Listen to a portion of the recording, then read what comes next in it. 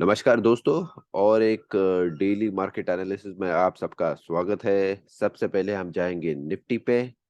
और निफ्टी में अगर हम चेक करते हैं तो हमको जो हमने कुछ दिनों से खास करके यहाँ पे एम्फसाइज करके बताया था कि 50% का लेवल क्रिटिकल है। तो अगर आप देख सकते हो कि ये ऑल टाइम हाई और उसके बाद में जो लो आया है वो उसके बाद में मार्केट फिर से एक 50% के लेवल पे आ गया है। तो ये 50% की जो लेवल है ये बहुत क्रिटिकल होती है, बहुत इंपॉर्टेंट होती है। सबसे पहले तो देखिए ये लेवल पे जाके मार्केट ने एक अच्छा खासा हमको बियरिश एनगल्फिंग यहाँ पे दिया हुआ है। यहाँ पे दो इम्पोर्टेंट चीजें हमको याद रखनी है। एक तो बियरिश एनगल्फिंग हमको मंदी का एक इंडिकेशन देता है, सबसे पहले इम्पोर्टेंट, राइट। और दूसरे ही अगर हम साथ में चेक करें तो हमें यहाँ पे एक ग्रीन ट्रेंड लाइन देखने को मिली थी। अगर मैं ये ग्रीन ट्रेंड लाइन चेक करता हूँ तो वहां पे मुझे ये एक बैक टेस्टिंग करने दिखाई देता है मार्केट। ठीक है। तो फिलहाल यस इम्पोर्टेंट है, डे बाय डे हमको मार्केट ऐसे नहीं है कि इमिजिएटली हमको वहां से कमाने का मौका दे दे, बट यस इम्पोर्टेंट चीज थी कि मार्केट अच्छा खासा नीचे गिरा था, राइट। बट वहां से उसने एक पुल बैक भी दिया है जो जरूरी है। ठीक है। अगर मैं चेक करूँ तो मार्केट ऑलमोस्ट 590 की पोजीशन पे पहुंच गया था, यानी मार्केट ने एक 300 पॉइंट का डाउन साइड मूवमेंट आज दिया था, जरूरी था। और ये ऑलमोस्ट एक ब्रेकआउट की जगह पे आ गया था, बट यस थोड़ा मार्केट ने बैक टेस्टिंग करके यहाँ पे सपोर्ट ले लिया है। अभी आगे क्या होगा ये देखना जरूरी है। देखिए हम ट्रेंड को प्रेडिक्ट नहीं कर रहे हैं, हम देख रहे हैं कि मार्केट की डायरेक्शन क्या है। जैसे ही हमको मार्केट की डायरेक्शन मिल जाती है हम उसके साथ में ही ट्रेड करते हैं। ये बेहद जरूरी पार्ट है। अगर आपको ये चीजें समझनी शुरू हो गई तो हमारे लिए काम करना आसान हो जाएगा। ठीक है। तो इम्पोर्टेंट है ये चीज देखना। निफ्टी 50% की लेवल से वहां से 300 पॉइंट नीचे गिर गया था, और ऑलमोस्ट नहीं कुछ तो 300 पॉइंट नीचे गिर के अभी ऑलमोस्ट एक 100-150 पॉइंट तो उसने रिकवर कर लिया है। तो ये और एक क्रिटिकल चीज है फिलहाल इम्पोर्टेंट चेक करने के लिए, बट ये हमको एक बियरिश एनगल्फिंग मार्केट में दिखाई दे रहा है।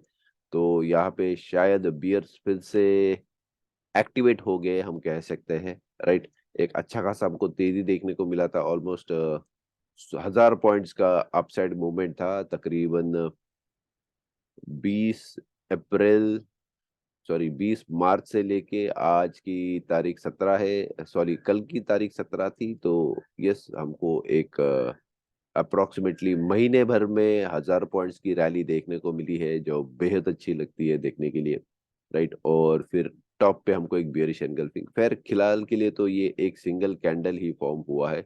तो आगे फॉलो थ्रू कैंडल्स कैसे बनती है वो देखना जरूरी है। मार्केट उसके हिसाब से आगे में बिहेव करेगा। चेक करते हैं क्या क्या नहीं। ठीक है। तो ये हो गया निफ्टी। बैंक निफ्टी अगर हम खास करके चेक करें तो यस बैंक निफ्टी में भी कल एक अच्छी खासी गिरावट हमको देखने को मिली थी, बट यस उसके बाद में अच्छा खासा रिकवर भी हो गया है bank Nifty. Yes critical levels पे आके वहां से उसने सपोर्ट दे के ऊपर जाना चाहा है। तो ये भी जरूरी है। अभी नेक्स्ट जो लेवल्स रहेगी क्रिटिकल बैंक निफ्टी के लिए वो है 42,850। यस यहाँ पे एक ये बियरिश एनगल्फिंग नहीं बोल सकते हम। टॉप पे गैप अप पे ओपन हुआ था और क्लोजिंग भी उसने अच्छा दिया है, ऑलमोस्ट 130 पॉइंट्स अपसाइड में क्लोजिंग दिया है। तो यस क्रिटिकल लेवल्स पे है और आगे देखना है क्या होता है क्या नहीं, बट यस निफ्टी का जैसे मोमेंट होगा उसके हिसाब से डिसाइड करेगा कि मार्केट में आगे मोमेंट्स क्या होगा। ठीक है। अगर हम डाउ जोन्स पे भी चेक करते हैं तो डाउ डाउ डाउ जोन्स में एक इंटरेस्टिंग चीज हुई है जो दिखानी है और इम्पोर्टेंट भी है, क्योंकि डाउ जोन्स भी फिलहाल एक क्रिटिकल लेवल पे दिखाई दे रहा है। क्यों दिखाई दे रहा है चलो एक बार चेक कर लेते हैं। अगर मैं डाउ जोन्स की एक ट्रेंड लाइन चेक कर लूं, ठीक है, डाउ जोन्स की अगर मैं ट्रेंड लाइन चेक कर लूँ तो मुझे वहां पे दिखा रहा है कि मार्केट फिर से एक क्रिटिकल पोजीशन पे आ गया है। ठीक है। देखिए ये उसका ऑल टाइम हाई था और उसके बाद में अगर मैं लो को चेक करूँ ठीक है, ये हाई से लेके यहाँ पे उसने एक रेजिस्टेंस लिया है, दूसरा रेजिस्टेंस लिया, और अभी एक फिलहाल तीसरे रेजिस्टेंस पे डाउ जोन्स आ गया है। तो अगर ये ट्रेंड लाइन महा यहाँ पे मैं चेक करता हूँ, तो अगर मैं ट्रेंड लाइन के साथ में जाना चाहूँ तो यस, मुझे एक अच्छा खासा अपसाइड का मूवमेंट देखने को मिला है। बट यस, ये यहाँ पे रेजिस्टेंस भी है। अभी दोनों चीज़ें यहाँ पे, ये जब तक एक क्लैरिटी ना दे दे चीज़ों के ऊपर, तब तक इसको भी समझना थोड़ा मुश्किल हो जाएगा, क्योंकि ये ट्रेंड लाइन को सबसे पहले तो उसने एक ब्रेकआउट दिया है, फिर ये दूसरा बैक टेस्टिंग बोल सकते हैं, और यहाँ से मार्केट अपसाइड में मूवमेंट भी उसने दिया है। तो तीनों चीज़ हमको यहाँ पे देखने को मिली है। एक तो ट्रेंड लाइन पे रेजिस्टेंस, वहाँ से मार्केट नीचे आना, और ये 3 कैंडल्स का फॉर्मेशन होना। तो शायद यहाँ पे बियर्स थोड़े हावी हो जाए ऐसे लग रहा है, क्योंकि ये ट्रेंड लाइन पे है। ट्रेंड लाइन पे जनरली जल्दी आपको एक अच्छा खासा ब्रेकआउट वॉल्यूम्स के साथ में देखने को मिलता है। यहाँ पे ब्रेकआउट जैसे हुआ है, बट यस, उसके बाद में जो कैंडल था, फॉलो थ्रू कैंडल, यस, ये बैक टेस्टिंग करके जस्ट उसके नीचे क्लोजिंग हुआ है। तो इसमें हमको एक डाउट लग रहा है, शायद ऊपर जाएगा नहीं जाएगा, बट यस, ये तीनों कैंडल्स का अगर मैं पैटर्न चेक करता हूँ तो मुझे शायद ये फिलहाल बियरिश दिखाई दे रहा है। राइट, मैं सबसे पहले आपको बता दूं कि मैं सेबी रजिस्टर्ड एनालिस्ट नहीं हूँ। जो भी मैं डिटेल शेयर कर रहा हूँ, ये प्योरली एजुकेशनल पर्पस के लिए है। मैं आपके प्रॉफिट्स लॉस के लिए जिम्मेदार नहीं हूँ, या ही मैं उसकी रिस्पॉन्सिबिलिटी लेता हूँ एज सच स्पेशली। तो अगर आपको ट्रेडिंग करना है, तो सबसे पहले आप आपके जो फाइनेंशियल एनालिस्ट रहेंगे, फाइनेंशियल कंसल्टेंट रहेंगे, उनसे ट्रेड करने के पहले प्लीज कंसल्ट कर लीजिए, और उसके बाद में ही ट्रेड करें। पैसा बहुत जरूरी है, उसमें लॉसेस भी हो सकते हैं, और हम आपके लॉसेस के लिए या फिर प्रॉफिट के लिए रिस्पॉन्सिबल नहीं रहेंगे। ठीक है, तो ये था डाउ जोन्स, बताया फिलहाल क्रिटिकल लेवल पे है। कल का हमारा स्टार था इन्फोसिस, और उसके साथ में रिलायंस भी था। इन्फोसिस इसलिए था कि इन्फोसिस में उसके एडीआर ऑलमोस्ट 10% नेगेटिव में चल रहे थे, और इन्फोसिस भी अच्छा खासा नीचे गया है, और एक क्रिटिकल पोजीशन से उसने सपोर्ट लिया है, और ऊपर आने की गुंजाइश उसने दिखाई हुई है। बट यस, मार्केट में अगर मैं एक फॉल देखूं, तो क्रिटिकल लेवल का फॉल हुआ है। और अगर मैं रेशियोज के हिसाब से अगर चेक करता हूं, तो यस, रेशियोज में भी उसने मुझे क्रिटिकल लेवल्स बता दी है, जो समझने में और देखने में भी दिलचस्प लग रही है। तो अगर मैं यहाँ पे चेक करूँ,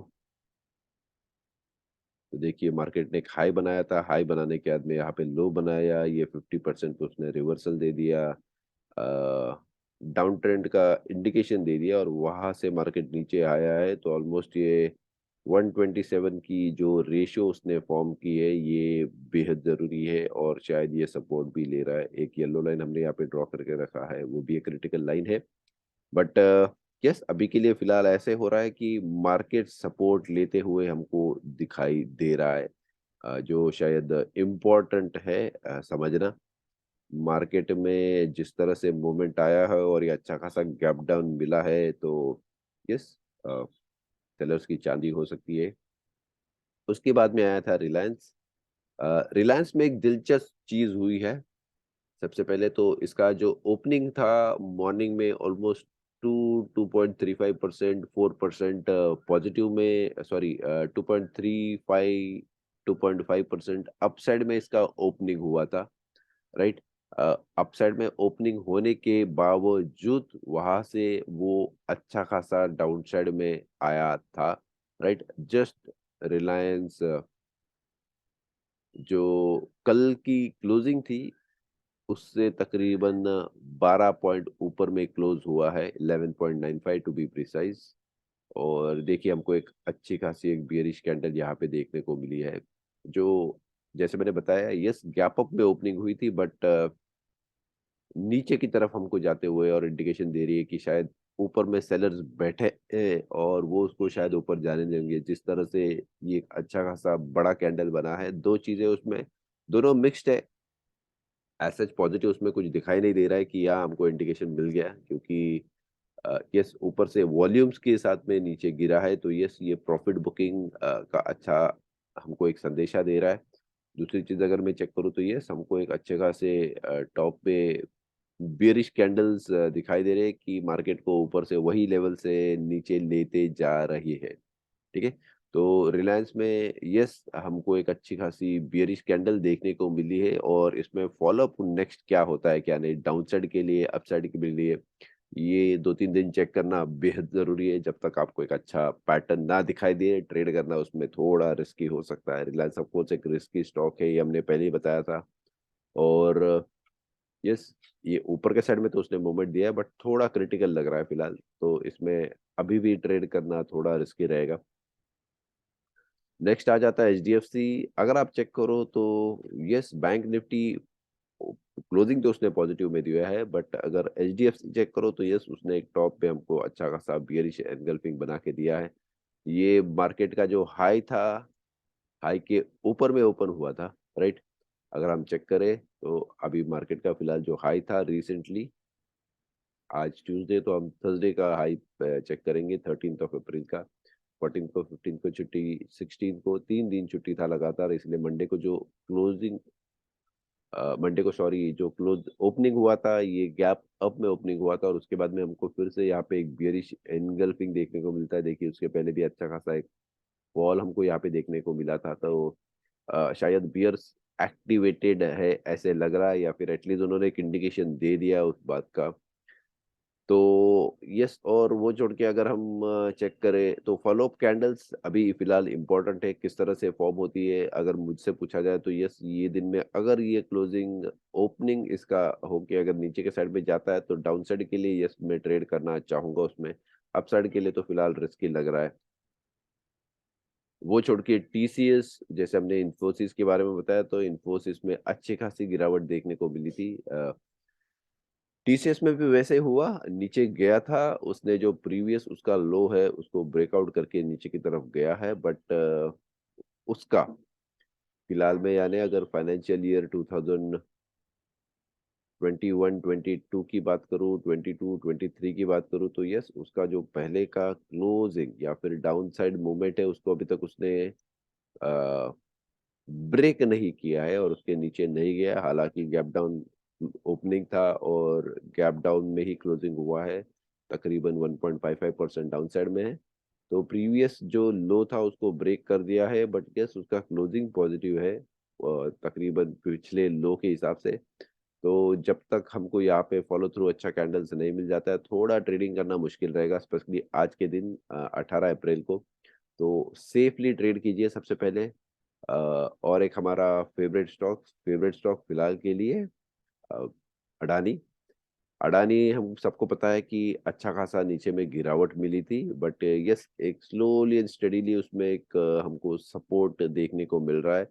लॉन्ग के लिए तो इसमें हम 2230 के ऊपर ही सजेस्ट करेंगे। अभी तो फिलहाल ट्रेडिंग के लिए हम उसके हिसाब से बता रहे हैं। क्रिटिकल है हमने उसमें ऑलरेडी बताया है, 2-4 दिन से ऑलमोस्ट बताया है। जब इसमें एक बैक टेस्टिंग यहाँ पे कर लिया था तभी से हमने बताना शुरू कर दिया कि सॉरी अडानी फिर से एक सपोर्ट ले रहा है, अच्छा खासा सपोर्ट ले रहा है, राइट? इसने एक ट्रेंड को यहाँ पे ब्रेकआउट दिया था और पीछे में बैक टेस्टिंग भी किया था। तकरीबन 3 दिन का उसने बैक टेस्टिंग किया था, यहाँ पे लगा कि यस, यहाँ से मार्केट अपसाइड में मूवमेंट दे सकता है। तो अगर मैं ये लेवल से चेक करूँ तो 1700 की लेवल से ये तकरीबन नहीं कुछ तो 1878 की लेवल तक ऊपर गया है और हमको लगता है कि और ये ऊपर जाना चाहिए तकरीबन 1771 की लेवल तक, 2000 की लेवल तक। जो क्रिटिकल लेवल्स लग रही है वहां तक तो उसको एक अपसाइड के लिए फिलहाल कुछ रेजिस्टेंस नहीं दिख रहा है। तो ये कुछ क्रिटिकल लेवल्स है जो हमको लग रही है, हमने उसके हिसाब से बताया हुआ है।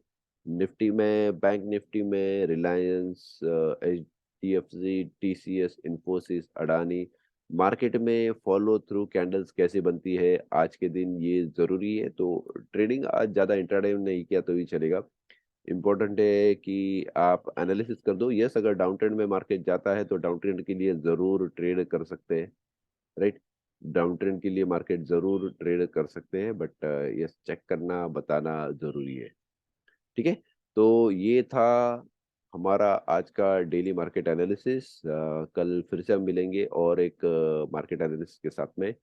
तब तक हमारी एक छोटी रिक्वेस्ट है, प्लीज़ हमारे चैनल को लाइक कीजिए, सब्सक्राइब कीजिए और कमेंट कीजिए खास करके, ताकि एटलीस्ट हमको फीडबैक मिले। और दूसरी चीज़, यूट्यूब एल्गोरिथम्स की रैंकिंग में हम थोड़ा ऊपर जा सके, इस चीज़ में आपका सहयोग लगेगा। Thank you so much. फिर से मिलते हैं एक बार। बाय और टेक केयर।